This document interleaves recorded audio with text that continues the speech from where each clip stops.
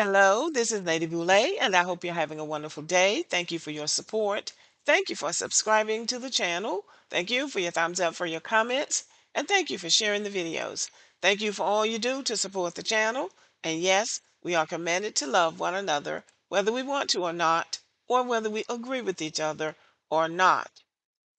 Well, y'all, as we Black Americans have been flooded with so much bad news and anti Black rhetoric and fear mongering, I thought it would be nice to take a break away from us for a moment and see what's going on with other people. So I came across this video on TikTok, and there's this white woman talking about the top 5 things that white people say about Latinos behind their backs. Now we know that the Latinos seemed to think they were in the package with white people. So they have tamped up their anti-black feelings about black people, although nobody is listening. But I think they believe that if they get louder about how they feel about black people, that it's going to cause white people to embrace them and say, come on in, we don't like those black people either. But they don't know white people. They don't know white people nearly well enough if they think white people are going to embrace them based on how they feel about black people. That's just not how white people work. White people don't like any of us, and one does not cancel out the other one. So I'm going to let you hear what this woman says are the top 5 things that white people say about Latinos.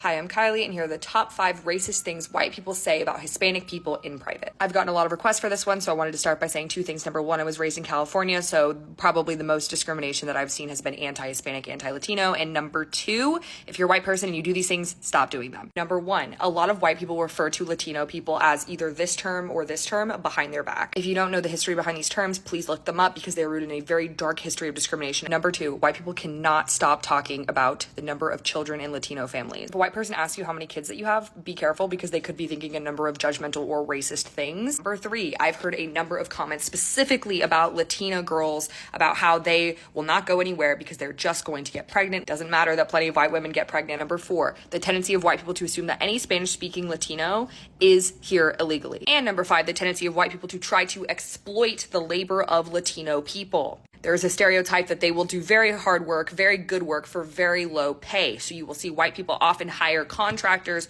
who are Hispanic in order to avoid paying other people.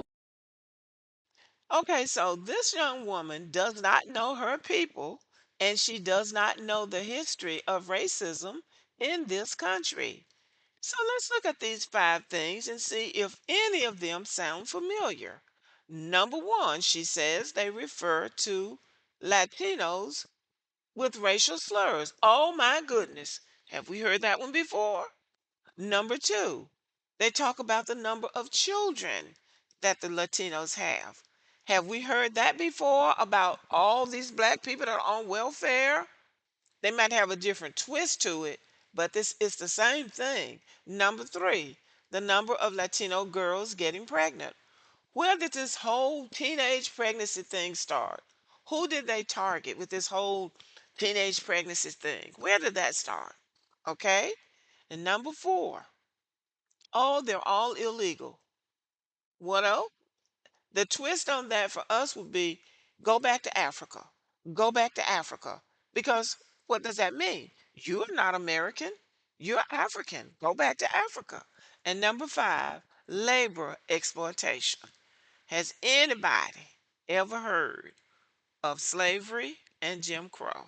So what she doesn't know is that this is her people's playbook. This is how they get down. So whether it's black Americans or Latinos, this is how they get down. What it seems like in some parts of the country, they're shifting it from black people so much to the Latinos because one of my sisters-in-law was in Texas visiting relatives, and she came back and she said, y'all know what? The Latino, she said Mexicans. She said the Mexicans are the new black people. So it sounds like my sister-in-law was right.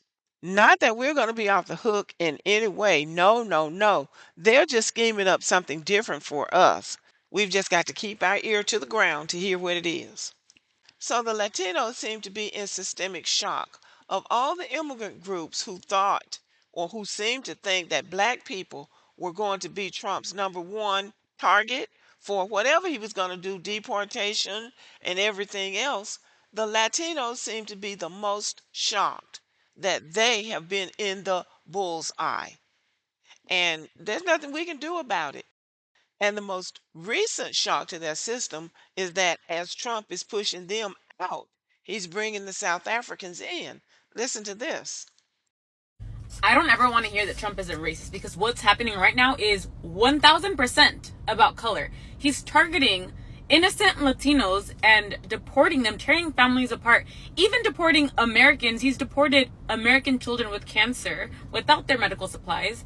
On top of that, he's deporting people that are actually in the legal process of becoming Americans. Meanwhile, on Monday, he is welcoming white, keyword white, South Africans into America. He's providing them housing, prepaid phones, weather appropriate clothing, groceries, house furnishings, all while also saying that Latinos are draining the economy. Are you, like, be so fucking for real. Be so fucking for real, because these are the same Latinos that work multiple jobs. When have you seen a Latino immigrant begging on the street?